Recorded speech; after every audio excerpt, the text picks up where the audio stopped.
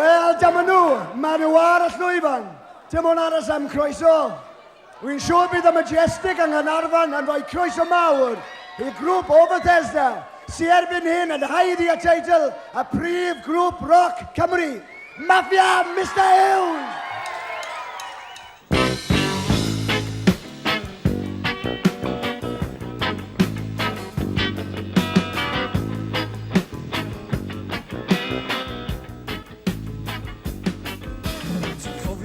Ges di neithiwr, ti'n cofio be ges di, y geiriau caed y ger, ac allan o'r tŷ,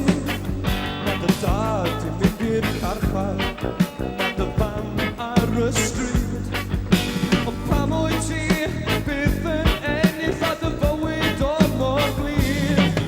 mae'r boi yn y dref, yn edrych nôl arna i,